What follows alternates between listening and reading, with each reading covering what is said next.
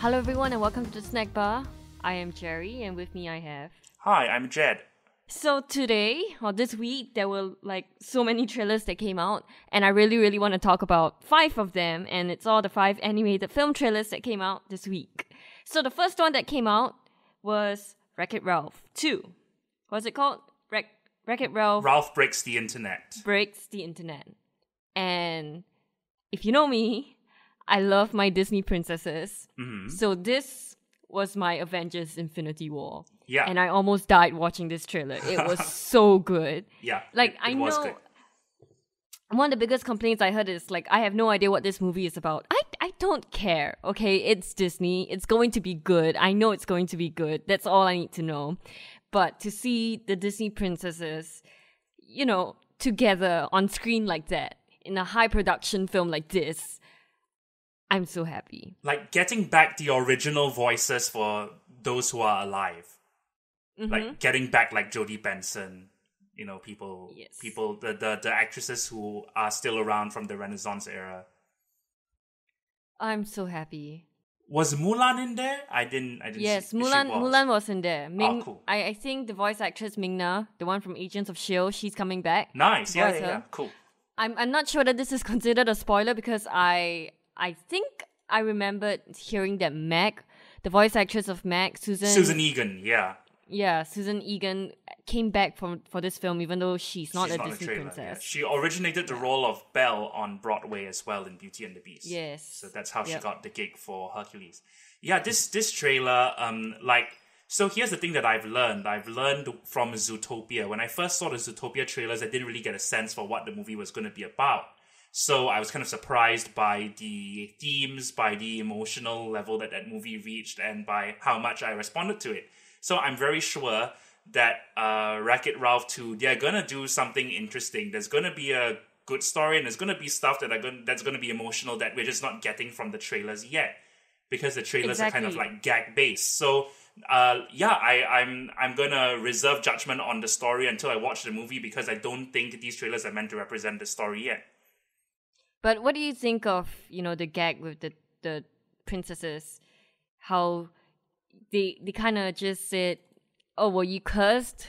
Do you have magic hands? Do you have magic hair? Do you like that joke?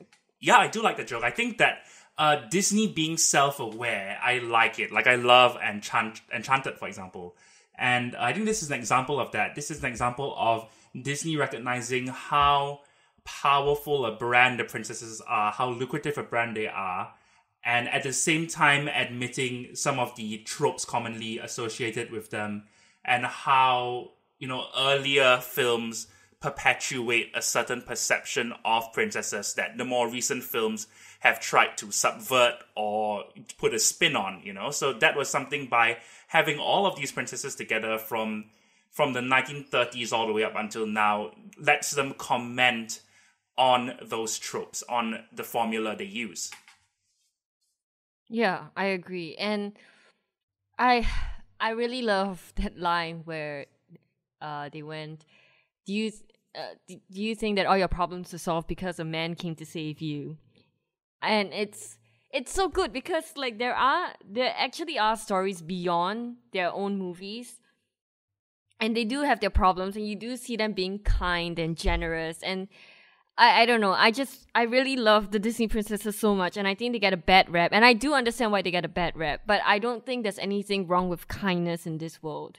That people are good people, and okay, they don't fight, they don't physically fight back, but they are emotionally strong, and they're just good people, and I like that about them. And I think that you don't have to be a strong, independent woman, but the idea of being a strong, independent woman isn't just, oh, you fight, or you have a sword, or stuff like that. It's about taking the high road, I guess. I don't know, that's just me. No, I totally get what you're saying. There's a whole range of experiences. There's a range of people and personalities. And similarly, there are a range of characters that can be represented in a franchise like the Disney Princesses.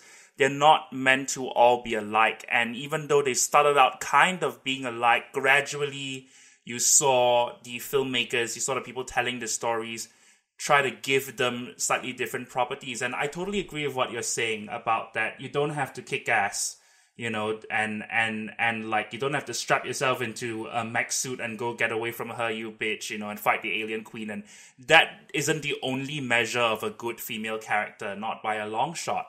And I'm kind of reminded of one of the Shrek films. I can't remember which one, where they had spoofs of the Disney princesses, like, sort of banded together, all voiced by Saturday Night Live actresses, by like Maya Rudolph and Kristen Wiig, and they had them as the kind worst one. Yeah, right. They kind of like had them as a spoof of Charlie's Angels, and I'm glad that Disney has gotten around to actually having like a sanctioned official gathering of all of them in one place in one movie that can perhaps 10 years later counteract that. You know what I mean?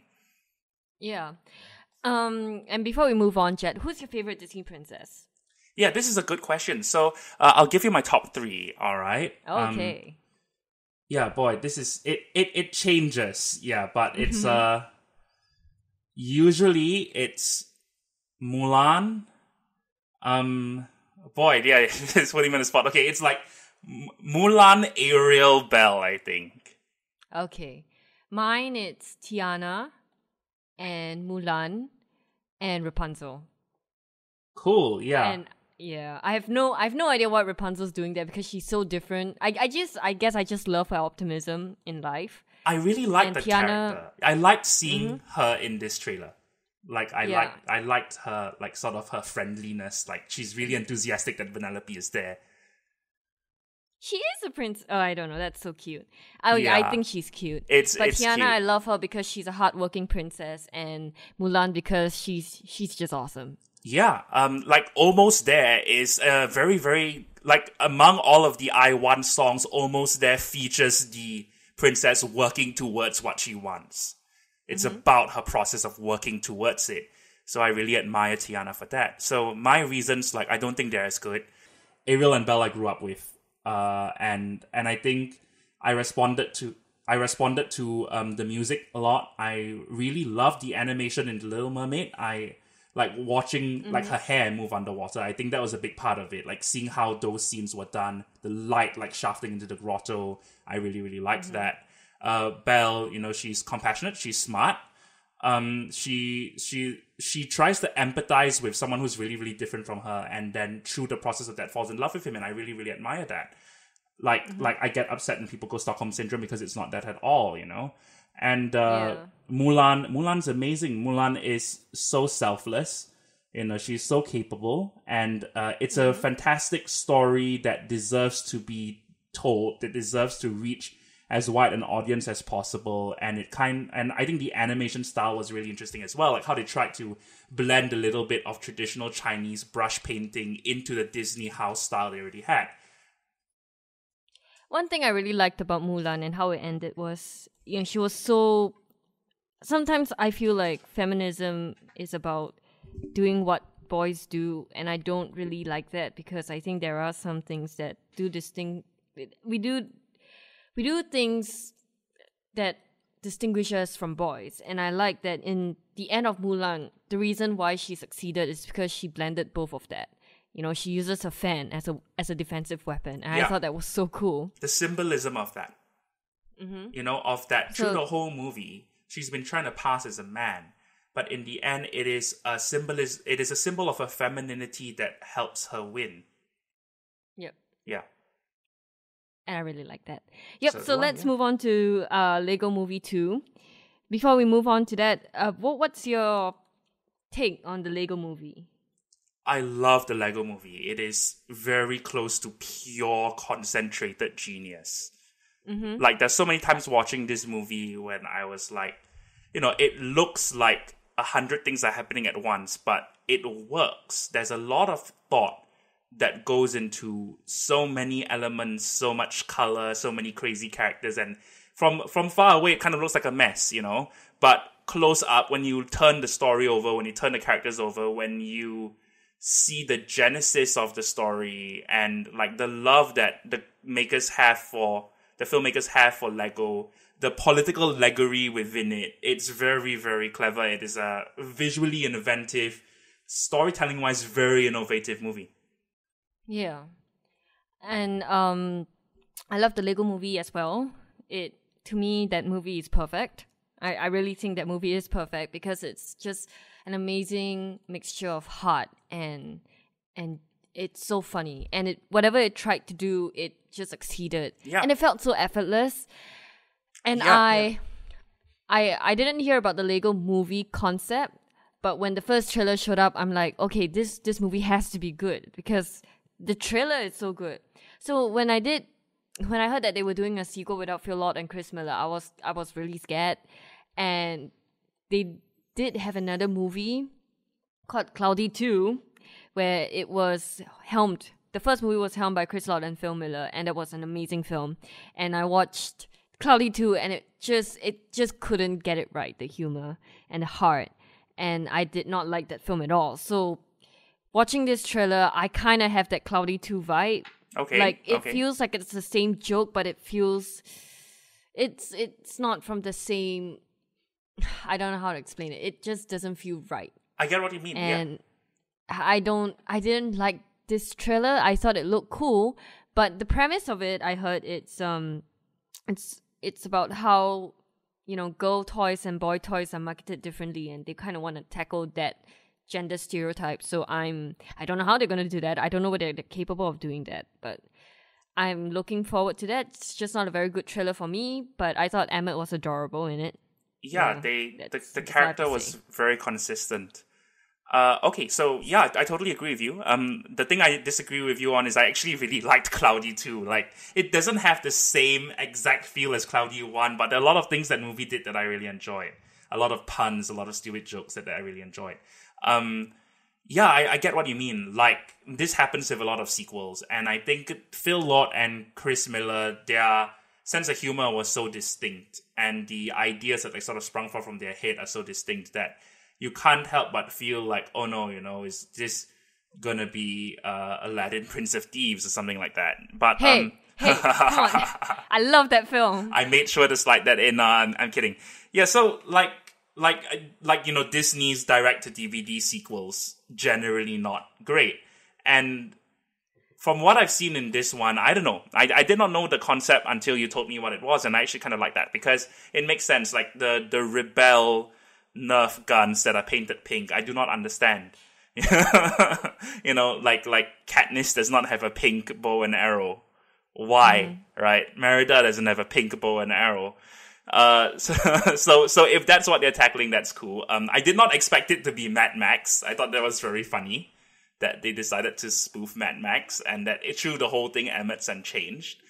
I'm curious to see what happens with it. I'm gonna manage my expectations because it isn't Phil Lord and Chris Miller, because it is Mike Mitchell, and but I think they still have a hand in it. Like, they started developing it and then they handed it off to Mike Mitchell because they were busy with a Solo, which we know they stayed on, they saw until fruition. Everyone loves that movie because it really benefits from Phil Lord and Chris Miller's creative vision.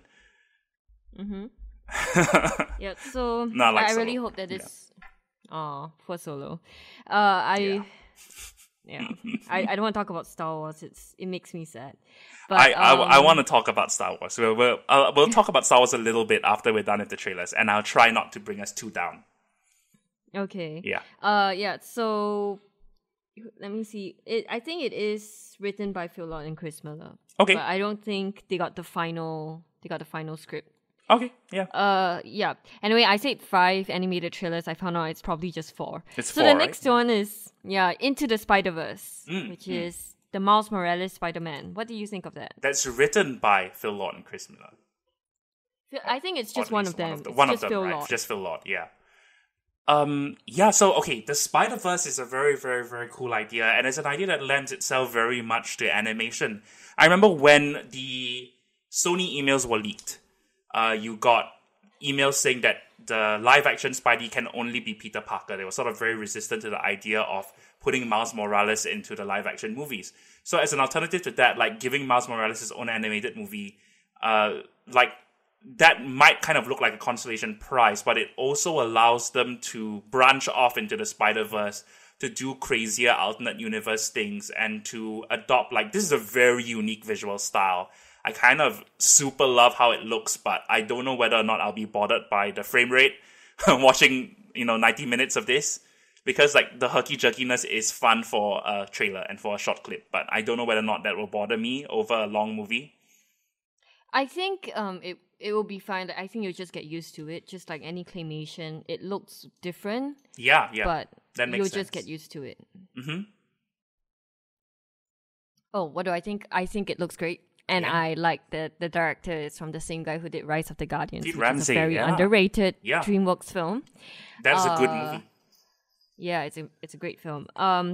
What else is I love the animation style. I love the color palettes. Yeah. This is like an animator's paradise, by the way. Yes, people want to play in this like sandbox. I have no idea how people came from the Emoji Movie, where it's very smooth and stuff, and then they have to come and work for this film. It blows my mind how someone had an idea on how this film would look like, and you can just see their creativity on screen, and it just works. And I have no idea how they do that. They're geniuses there. I think that Sony Animation is so underrated. People hate them a lot. I don't know why, because they make Cloudy with Chance of Meatball and Hotel Transylvania, which I think are two very good films. And I like the sequel to Hotel Transylvania, and I'm looking forward to the third one. So I'm looking forward to Into the Spiderverse. I like that. I just love how it looks. It just looks good. And I can see the heart of the story just from the trailer alone, which is the father and son relationship. And you know how much I love those. You're a sucker for that. Yeah, and no problem with that at all. That's cool. And yeah, I think one of the filmmakers was saying this is a little bit different from the usual Spider-Man because he still has his family, he still has his parents. And I always like that. I like when you kind of see teenage superheroes and they have to juggle having a family. Like I remember I really enjoyed that from watching Static Shock. And like losing parents is a very common motivating factor in superhero stories because it's complicated to work around having a family and still having a parents around. And I want to see how this does that. I also really, really like that the art style homages Sarah Pichelli, who is the artist who drew the original run of Ultimate Spider-Man with Miles Morales. So they kind of took the palette and it's kind of inspired by that. It also has a little bit of the Kirby Crackle style animation, which I like. And I was pretty thrilled to find out Haley Steinfeld is Gwen Stacy. I love Haley Steinfeld. I had the hugest crush on her after True Grit. I think she's like a couple years younger than me, and then like I sort of lost interest in her after she went and hung out with Taylor Swift. Oh yeah. But I still want to see her in things. Like I think she'll be great in Bumblebee. I haven't seen that trailer yet, but I feel like she's good. I feel like she's such a good trailer. actress, and she's kind of wasted as a pop star. Yeah, me too. Yep. I feel that way too. Thank you. But she's in. I feel like she's going back to acting, right? She's just trying to mix acting with singing now, which is fine. Yeah, I I feel think like she's a better actress than she is a singer, to be honest. But definitely. that's just me. I think part of it with her, she also did not find the franchise the way Jennifer Lawrence found a franchise. Like, she was in the running for Hunger Games, but she didn't get anything of that, that magnitude, that popularity to hook herself onto after True Grit. Mm-hmm. Yeah, but I'm glad that she's in, what's that film called? Pitch Perfect 2. I'm really glad to see that she is mainstream because I think she's talented and she deserves to have people know her name. Yeah, I really like her. The last one, the big one for me. Yes. My favorite movie of all time is getting the last movie of its franchise, allegedly. How to Train Your Dragon, Hidden World. Oh my god. Can I just say... Yeah, okay, Jerry, go. we'll just let Jerry work through her emotions. I cried so hard in this trailer. Aww. It is terrible. They manipulate you. I love They manipulate you from the beginning. They used Wes Hiccup, the piano version of the theme song, and then they had like my favorite scene, which is him touching the meeting. him putting out his hand with Toothless. First meeting, yeah. And then the first time they went on a flight together in How to Train Your Dragon 2, and it was so emotionally manipulative. And the next time we saw Hiccup... I'm getting chills as you're describing it. And the next time we saw Hiccup, he had a beard, and he looked like John Krasinski. And you know how much I love John Krasinski. So yeah. I almost died watching the trailer. And he says the line in the book, which is... The first line in the book, the How to Train Your Dragon books, which is... there were dragons when I was a boy. And that was when I was like, oh my god, this movie, please make me cry in the theaters. Because I didn't cry in the last one because I saw it coming. I saw the death coming. And I admired it, but I didn't cry. So I was not happy with that. I didn't even cry in the first film, even though I was very emotionally touched by it. I cried when I came back home because I was so overwhelmed by how good that film was. Mm-hmm. Yeah. And I'm sorry, I'm fangirling out so much. No, that's why you have this show, for this express purpose. And watching the final, knowing that this will be the final movie, and I know it's going to be the final film that I probably will care about because Dean DeBlois,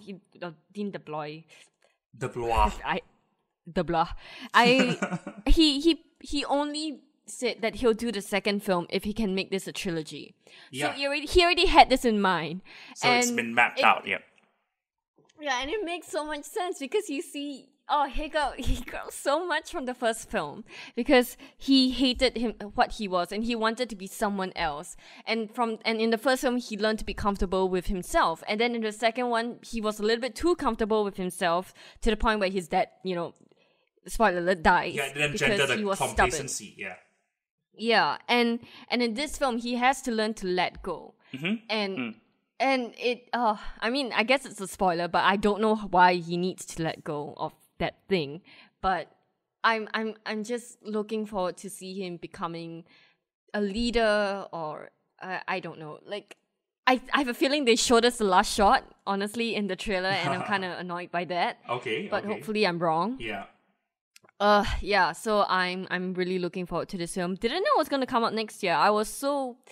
I'm so used to waiting for How to Train Your Dragon that I didn't realize that it was coming out next year. I thought it was going to be 2020. So it's less than a year.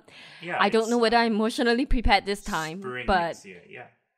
Yeah, March 1st, according to the trailer. So I found out that it's coming out the week before Captain Marvel. So Okay. I hope to God that it makes a little bit of money, more money than it did the second film, because I know the second film didn't do that well in the US. Right, So yeah. hopefully that's not the case. I'm sorry I'm talking so much. I love this film so much. I love this film franchise so much. The first one is the reason why I studied filmmaking, and like the way it just incorporates music with what's happening on screen, I think that really taught me so much, and why I became so interested in editing stuff. Yeah. Okay. Like, yeah, I'm good. those, What about you, Jen? Those two movies are John Powell's finest work. Like, sometimes John Powell can't escape being a remote control productions guy, a student of Hans Zimmer. The How to Train Your Dragon movies are the furthest he's gotten away from that, and I love it for that reason. I love A Boy and His Ex movies. I love, like, an Iron Giant, E.T., things like that. Big Hero 6? Sorry? Big Hero 6? Yeah. And I loved the first movie. I was okay with the second movie. I was a little bit disappointed with the second movie, but I still loved it. I love the character of Toothless. I love the design. I love the character animation. I love how much emotion is conveyed through the little movements, through the nuances, through how he dilates his pupils, even the way he holds his hands out. It's really, really cool. It's a great way to... it's a great example of how a character is brought to life in animation. And I love the idea of, him getting a girlfriend. And I remember when the second movie came out, I told my brother, like, the girlfriend, if he gets a girlfriend, I would like the girlfriend to be sort of like, pearly, white, and iridescent. And this is exactly what I pictured. The design for, I think we're calling her Toothpaste for the time being. That's so... Okay. It's cute, right? Yeah, the design for Yeah, it is Toothpaste. cute. I want someone to draw a yin and yang design poster of the two of them. I think that'd be cool. I'm sure there's gonna be. Yeah, Have you it's seen so the new obvious. poster with Hiccup and the reflection of his younger self in the water? That is amazing. That's like it's like, yeah, how far we have come, right? And the this is gonna be an emotionally rending movie, I'm sure, because the relationship between Hiccup and Toothless will be tested by his relationship with Toothpaste, and whether or not he's gonna go. But he seems very supportive of Toothpaste. It's so cute. It's so sweet. Like him sort of giving a thumbs up. And the mating dance is my new favorite thing. It's so adorable. I love the character of Toothless. I like Hiccup too, but Toothless is this series' triumph. It's like how lovable that character is, and I like every time I see him do something cute, I want some more. I want to see some more. And this trailer, like, it reminded me of how I felt when I first saw the first movie, when I first saw that scene that you love of him meeting Hiccup, of him like sitting down and trying to offer Hiccup the fish, and them like Hiccup touching the nose. And yeah, so I am very emotional about this as well. I'm very excited about this. The one thing I have doubts about is F. Murray Abraham as the villain, because it's like, oh, you know, who is the villain? Feels like the second film. Who's the villain gonna be? Is it? I have an idea. Let's make the villain a dragon hunter. Okay, cool. Because what else was it gonna be? So I hope they do something with that character, because like every villain is a dragon hunter. Yeah, even in the animated series. Yeah, but, it's kind of limited, because like what else are you gonna have? You can't have like a CEO type, a land developer. You can't have a Lex Luthor. But yeah, and I just want to say that before Hiccup got hot, I was into him. So girls, back off. Okay, yeah, I'm good. Jerry adjusts her hipster glasses. It's okay. I'm over him. Tell yourself that. Well, what else is there? Say, you want to talk about sad things like Star Wars? Yeah, I do. What happened this week? I do want to talk about what happened this week. So I have to first preface this by saying that it affected me really bad. Like, it got me really, really bad. It's going to sound a bit stupid, but I cried. I felt like really, really awful. So this is about Kelly Marie Tran. This is about her, being chased off of Instagram. And this is about not only the abuse of her, but also the culture around it, the fan culture that has enabled the abuse. Because, obviously, the abuse manifests itself in racist, misogynist ways. The trolls make fun of her for her ethnicity, for her gender, and for her appearance. So then you get a lot of people defending it, saying it's because it's a bad movie and not because they're racist. So I don't understand how someone who makes a racist comment, who persists in making racist comments, is not racist. A lot of it's kind of interesting, because people get so upset when it's stated, and this is a fact, that the outright people hate The Last Jedi, that to them The Last Jedi is an SJW conspiracy, and that they've sort of taken up arms against that. So when you say that, when you state that fact, people immediately come back to you and say, so are you trying to say that everyone who hates this movie is racist? Because I hate this movie, but I also hate Trump. Look at me, I'm so cool. And I think that's kind of missing the forest for the trees, because what I'm saying is a generalization, and it's based on my experience of when we discuss The Last Jedi, the people defending slavery in the comment section of my of my review, people with usernames like Donald Trump. So so this made me want to listen back to our Last Jedi episode.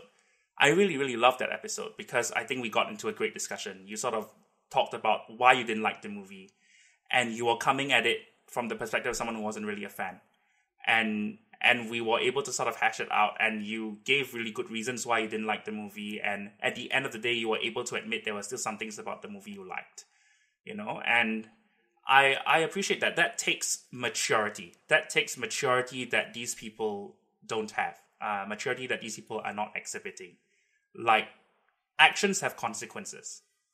I'm sorry, I'm rambling, but So the other like this made me really, really upset. Someone said, "Oh, she brought it on herself." As a celebrity, you give up your right to be treated with respect, with courtesy, and fuck you, right? That's awful. Oh, you just came back from church, Jed. Can't say that. I did just come back from church. And part of why I don't swear often is so that when I do, it has impact. So that got to me, because and then you also got people devil's advocating. You got people who, they are sort of alarmed by the notion that, oh, maybe I'm a racist, maybe I have deep-seated issues that people are pointing out, so I'm very offended at that. So I will say, oh, look at Jake Lloyd. Jake Lloyd's life was similarly ruined, and he is not Asian. Aha, checkmate. So wow, that's amazing, right? You're trying to say that abuse of people should be the norm, that this is fine because it happened before. And also, I don't think they went to Jake Lloyd's Wikipedia page and, started calling him white pasty boy. Yes, it was not like, okay, in both cases, it is motivated by a hatred for the character, but it manifests in very different ways. What happened to Jake Lloyd is tragic. I'm not defending it. But what's happening to Kelly Marie Tran is happening in front of our eyes, and it's happening in direct response to a want for inclusivity, is in direct response to representation, in direct response to people getting upset because there's more than one woman, there's more than one black guy in the franchise. Like, you got people going, look, Leia's a woman, Lando is black, why can't we go back to those days? So, yeah, one of each. This really, really made me mad. So, thank you for letting me sort of exorcise that here. I hope I've made sense. I hope I've been reasonable. And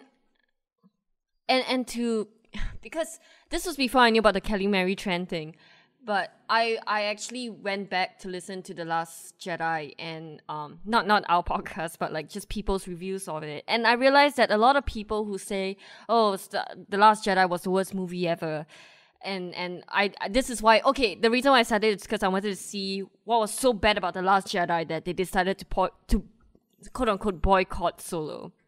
And I found that a lot of negative reviews, they always have to bring up the fact that Disney wants to be inclusive, that Disney wants to have more women on screen, that Disney wants women to lead. And they always bring up that point. And it frustrates me. It's not about the characters that they don't like. It's about the gender that they don't like. They never talk about the gender.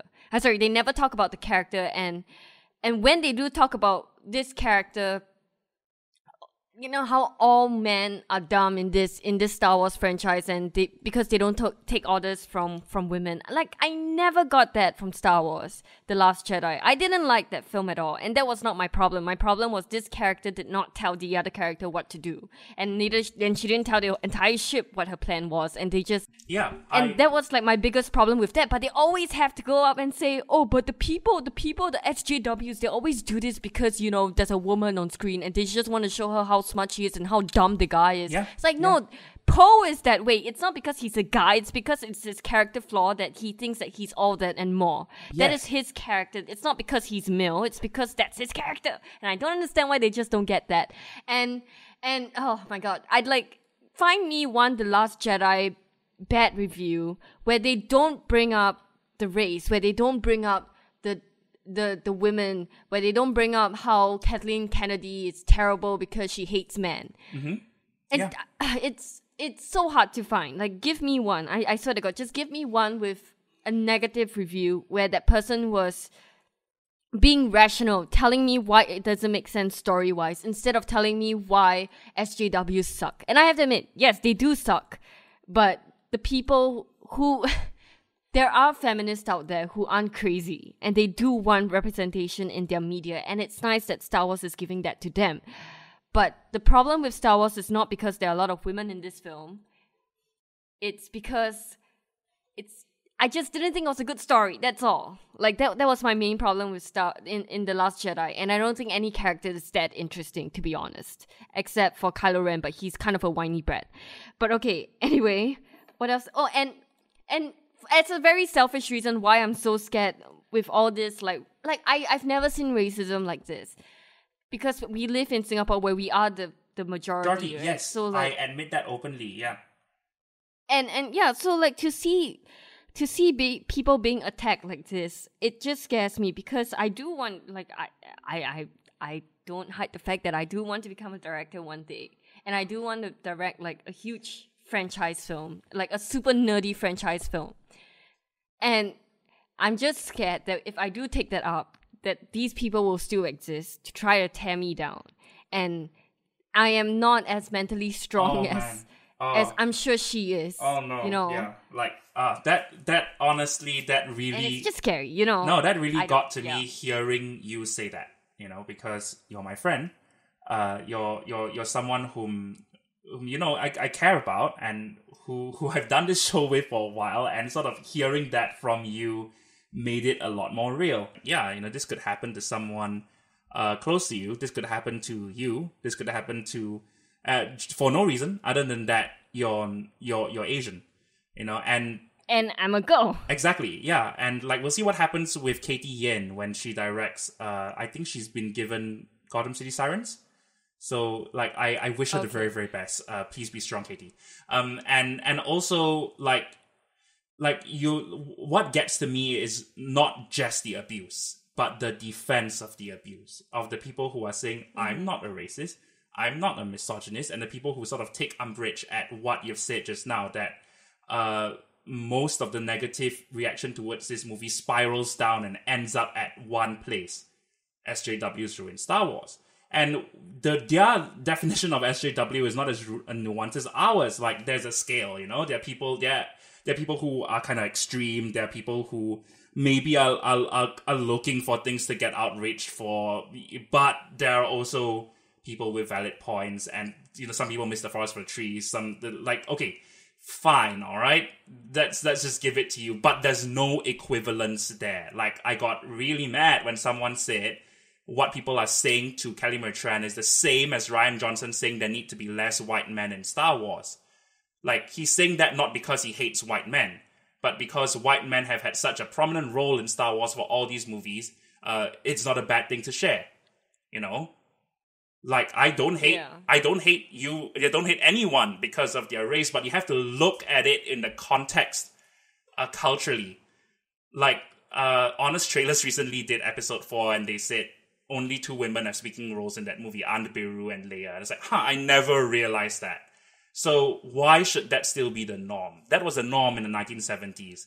That shouldn't be the norm now. And I kind of love Leia. I love that Leia was as strong as she was at the time.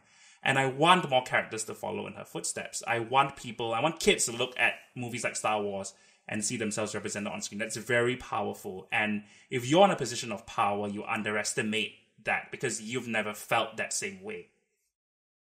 Mm-hmm. Yeah, so I hope that makes sense. Leia was so good for her time. Yes, yeah. It was great. Into the garbage chute, Flyboy. Great. and yeah, like, I know this is a fun show and we want to talk about fun things, but I think this is important to talk about. I think like this is getting out of hand. We should not condone it. We should not enable it. And fans should stop trying to absolve themselves of it. Stop trying to say it's not my fault. Like, fine, great. If it's not your fault, fantastic. Why are you angry? Because it strikes them, because you know that in some small way you're part of the ecosystem that enabled this, and you don't want to admit it. So that, to me, like, sort of seeing all facets of this over these past few days and like getting really stuck in it and trying to work it out and like getting into comment section fights and realizing that these people are kind of stuck in their point of view and beyond help, and I'm wasting my time. Like, it should affect me a lot less than it did. Maybe part of it is that I've met her. Maybe part of it is that I've seen what a sweet, sincere person she is. Maybe part of it is that I know she didn't want this. She didn't think this is what she was going to get. And so that makes it even worse when people say she deserves it. And I think, I'm not a Star Wars fan at all. And this really affected me. Like, if you see just my Facebook and my Twitter, I just keep complaining about Star Wars fans constantly because of this Kelly Marie Tran thing. Yeah. Because I do feel empathy for her. She doesn't deserve so much hate. And neither does Rian Johnson or Kathleen Kennedy, not hate, but she does deserve criticism for the direction she's taking Star Wars in. And okay, but I don't think it's... Sorry, I feel bad for cutting you off, but here's the thing about Kathleen Kennedy.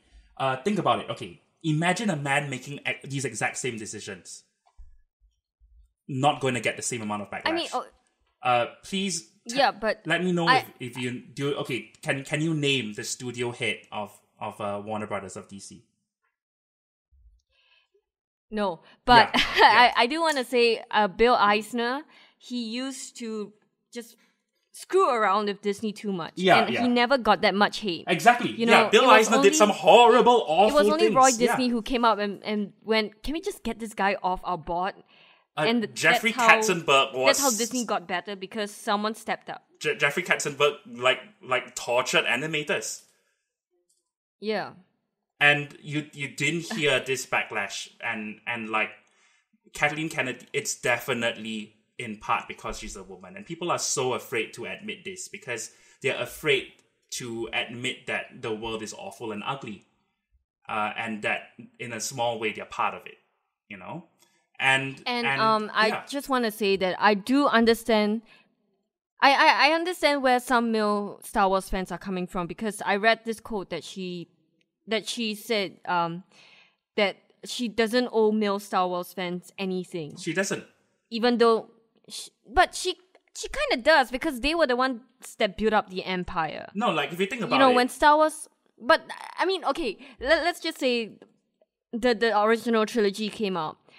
There is no way Star Wars would have stayed the way. I mean, would have become the juggernaut that it is today if it weren't for fans who made anthologies, who decided, oh, let's cosplay as the stormtroopers, who are so enthusiastic that they go out in cosplays when the first movie came out, and they just, they deluded with them. They lied to themselves by saying that the first film was a good film, the prequel. Sorry. Okay, and so I think you shouldn't dismiss the older fans, like the older male fans, and by doing what they did with Luke. Like, I totally understand why they're angry with the Luke thing. It's just the other stuff with the racism and the sexism that I can't stand. But I do understand where they're coming from when they're mad at Kathleen Kennedy for saying something like, I don't owe fans anything. Because of course you do owe fans something. They're the ones that make you the way that you are now. They are the ones that, for your success. So it is at least just show a little bit of respect to your fans. Oh, okay, because I'm gonna jump in. I feel very strongly about this. I see where you're coming from. I think what you're saying makes perfect sense. I think she was taken out of context. I don't think that's what she meant. I think that we're seeing a lot of fan entitlement, or as in, what Star Wars owes me is the image I have in my head. What Star Wars owes me is exactly beat for beat what I wanted. That's what Star Wars owes me. That's not so it's silly, right? Because fans are made of individuals. So giving back to the fans, by definition, you cannot make a movie that 100% of people are going to love. I would argue that Star Wars they're giving a lot back to the fans. Even opening Galaxy's Edge is a huge gift to the fans. That's something that Disney is not going to do if they disrespect the fans, if they don't think that there are enough fans to make that as phenomenon, because Galaxy's Edge is going to take the world by storm. People are going to go nuts for that, and there's But the thing is, the reason why people will go nuts for that is because they remember that from their childhood. It's not because of the new films. Maybe for kids now, but like for the adults going there, they're not going there because they love The Force Awakens or because they love The Last Jedi. It's because they love the original trilogy, and maybe for some of them the prequels. Yeah, so, okay, why, all right, so this has sort of gone a little bit away from what we started out talking about, but I think that being a fan of Star Wars originally, being around since the 1970s, does not mean you can't enjoy these new films. And there are people I've met who like them all, who engage with them differently, and it means different things to different people. And part of being mature is saying, if I don't like this, that's okay. I'm not going to like everything that a franchise makes. And that's me with the prequels. I grew up with the prequels. The prequels, I thought episode 2 was amazing when I saw it in the theater as a 9-year-old. I'm looking back on it and it's not a good movie. That requires maturity. So that also requires maturity for fans who hold a certain ideal in their head to say, okay, maybe it's going somewhere I didn't want it to go, but that doesn't change where it went before. It doesn't change the Star Wars that I love, that I grew up with. So I'm gonna accept that. And it takes maturity to get there. Okay, so when Kathleen Kennedy says, I don't owe the fans anything, it sounds bad. I wouldn't have used those words. But what she's trying to say is, this series is not gonna be dictated by people who are stuck. We're gonna move forward. If you're not on board, that's okay. You have the old movies. The old movies are not gonna change. In fact, Lucas went and changed the old movies. He went and ruined his own work. So I don't get it. I really don't. It frustrates me to no end. Star Wars fans, you need to chill. I think that's all we're trying to say. But as a fan, as a fan of things, I do get it. Like when what sounds like, maybe that's not what she meant, but when I hear one of my favorite creators or one of the CEOs of that's in charge of something that I love telling me, your opinions don't matter to me, I want to do it how I do it, then I would get angry, because I supported this franchise or I supported this IP for so long.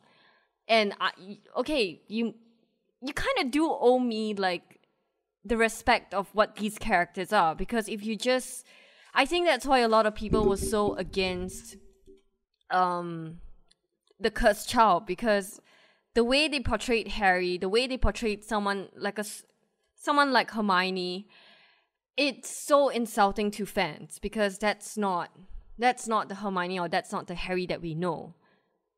But that's just me. Like I come from like an empathy towards male Star Wars fans who feel like they're losing everything that, made them happy. So I would argue that these new movies are made by people who love this material. You look at Leland Chi over the Holocron guy maintaining continuity. You look at the story group. You watch Solo. You look at the tiny little references, the textual details, the Easter eggs, the effort they've taken to honor the material that's come before. Movies like Rogue One, like The Force Awakens, even The Last Jedi are not made by people who hate Star Wars. They're made by people who love Star Wars. And all of these movies, in different ways, feel like the Star Wars I love. So that's what I think. And if you disagree with me, that doesn't mean you're wrong and I'm right. Neither does it mean I'm right and you're wrong. But it's the way you act on it that counts. It's the way you express it. You can choose to look at these movies and recognize that it's made by people who love this stuff. It's recognized. Look at all the fan service. Look at like tiny little things that you wouldn't catch unless someone pointed out. Things that are the mark of the work of fans.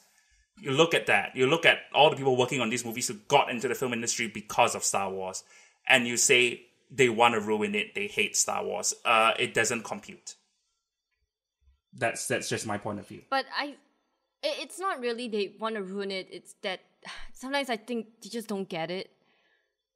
I think... and people who don't get it shouldn't be working on the film. Like, it's just me. Because fan service is one thing, but if you can't expand a character that is true to the character, then what's the point of you being here? But they did. Luke is very, very true to the character of Luke. That's exactly how someone like that would end up. He's disillusioned with religion. He's disillusioned with the society that he spent his entire life trying to be in service to, because it's led him to the same place that Obi-Wan and Yoda were led to. It's totally true to the character. Hang on. If we're gonna talk about this, can we not talk about Jurassic World then? Because I feel like this is a really good topic to talk about. Oh, I do want to talk about Jurassic World. It's okay then. Okay, we'll do this. Then we'll just quickly. We can split it into two parts. Yeah. All right. You want to do that? Just like Deathly Hallows. Yes. Do you want to do that? I don't mind. I think that'll be cool. Yeah, sure. I have time. All right. So, I because of this whole hate thing, I decided. I don't know why it's really bad, but I decided to kind of just go deep into hell and see why people of the sexist, racist people hate this film. And a lot of them, yes, so have I. Actually. They showed the clip of Mark Hamill going, "This is not what Luke Skywalker would do," because he's positive and he thinks that and he'll never be this grumpy old man, because Luke is the hope of the entire universe and stuff like that. And from that perspective, I do see. I don't care. I'm gonna do my How to Train Your Dragon thing again. If let's say in the future, in 30 years or something, or 20 years, I come back to How to Train Your Dragon with a new director, with a new head of DreamWorks or whatever, and they give me a hiccup that is just like Luke, then yes, I think I would be angry. I wouldn't harass someone to delete their Instagram account if it's still around. But I would be angry because I do think that that's not true to its character. Because I'm not a huge fan of Star Wars, so that didn't really bother me when we were watching The Last Jedi. And I thought like that was the most interesting part because yeah, it does make sense that that character would turn that way. But as a Star Wars fans, I think because they read all the stuff from the anthologies, and so they have this in mind that this is what this is what Luke Skywalker is to them. And I think that's why they got so angry that was the Luke Skywalker that they got, the one that became so angry at the Jedi's, the one that wanted to burn everything that the Jedi has taught, and I do get where they're coming from, and I do feel sorry for them sometimes, but after the way they treat Kelly Marie Tran, I guess not. But I do understand as a fan why they're so angry at the decision that they gave Luke Skywalker. Because a lot, me, I'm the boring one, I like the boring characters. And I got mad in TMNT 2 when Leonardo didn't act like a leader, when he blamed Mikey of all people for their team's failure. And I was like, that's not Leonardo. Which one? Out of the Shadows?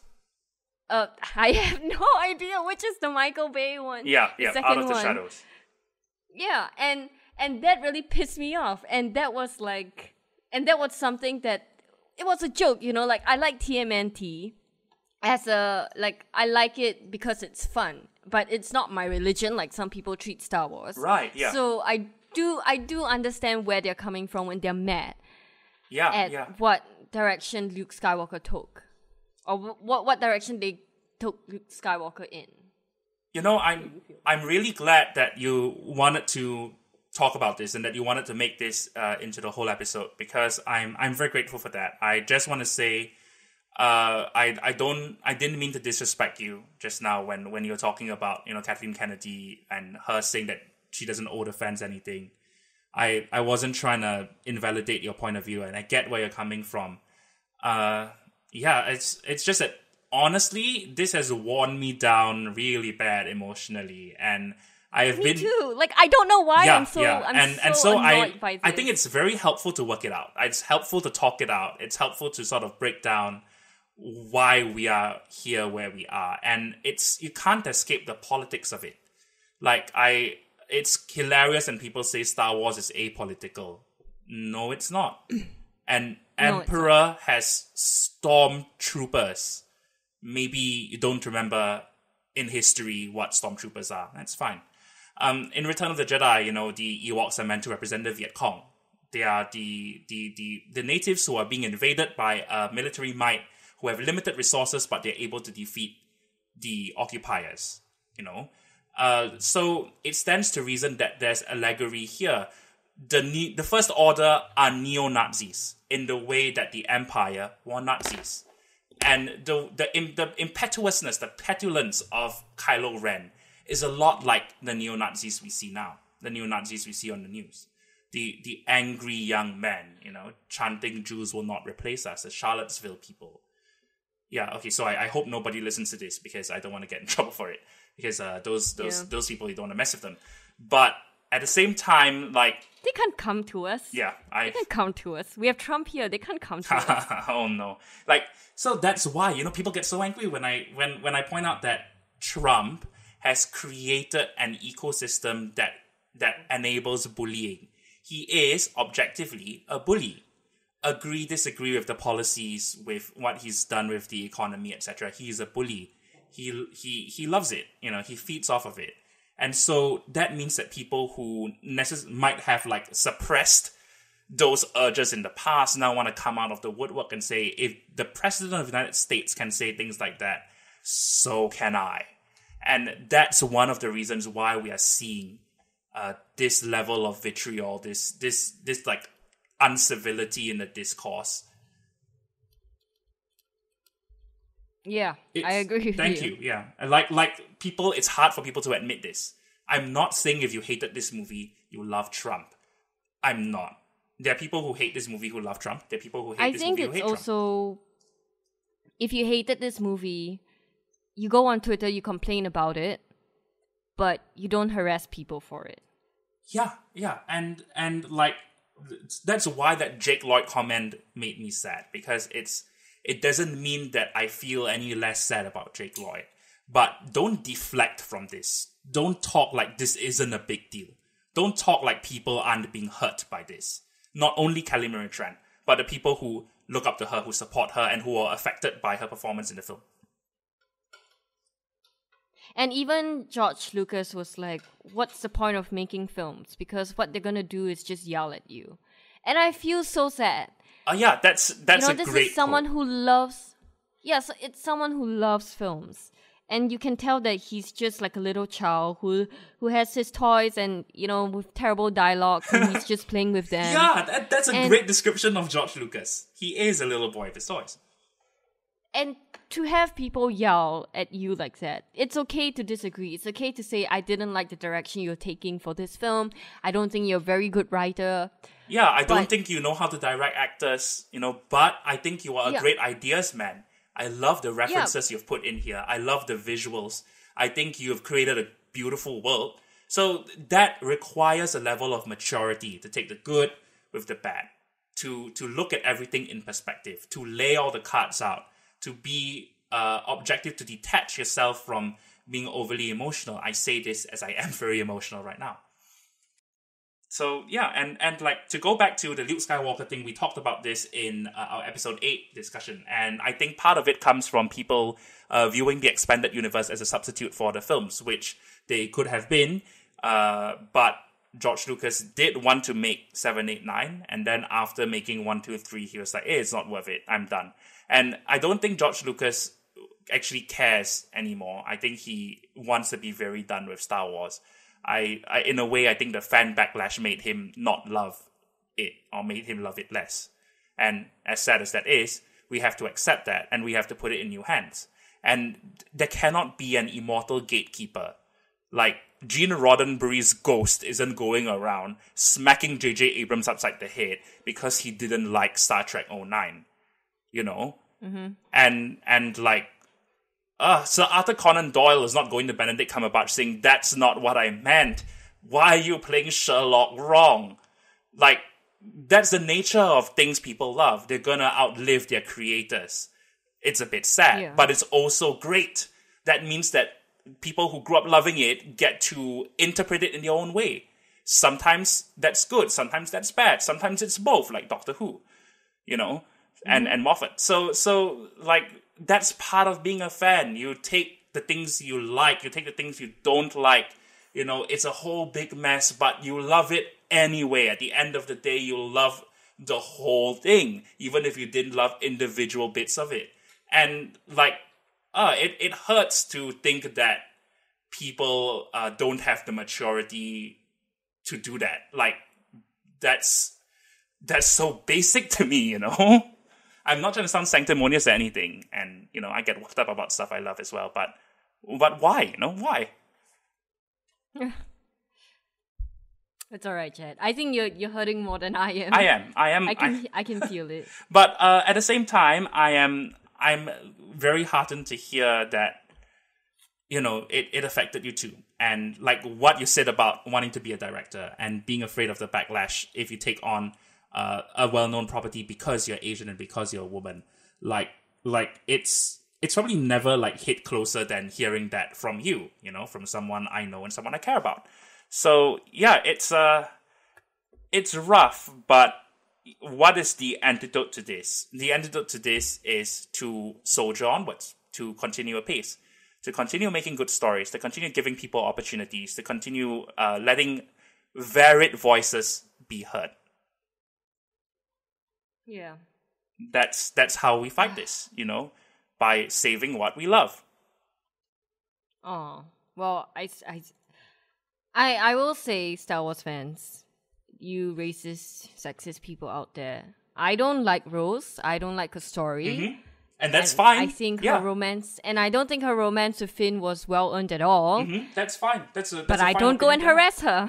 Absolutely, yeah. And so people say, kind of the same thing as you did, but the difference is they say afterwards, it's not my fault, and I think like there's a difference between the condoning and enabling. Condoning is active, enabling is passive. what most people are doing is enabling. That Yep. the culture of hate towards The Last Jedi has become such a popular thing to hate, and people get so worked up about hating it, and people make hating it a core part of their personality, that you're not surprised when the hate manifests in uglier ways than you intended. When the hate manifests in racism and sexism, in misogyny, when the hate manifests in what Kelly Marie Tran has been getting, and Daisy Ridley as well. She's been chased off Instagram before Kelly Marie Tran. So, like, part of it has to do with the culture of hate. Like, it's okay to dislike a movie. I dislike movies all the time. I dislike a movie. I watch a movie. If I dislike it, I think, why don't I like this movie? I write out my thoughts. I read through it. I'm like, okay. And that's done. Sometimes I don't think about that movie ever again. But people can't do that because they're so emotionally attached, because Star Wars means so much to them. And that's a double-edged sword of the fandom. And it takes a certain maturity to step back and recognize that and like try to say, this is not right. Okay. I am guilty of being kind of really angry at things that I love, like Cursed Child and the ending of How I Met Your Mother. And I have to admit, that's a common opinion, honestly. Nobody is yelling at Josh Radnor on Twitter for being white, you know.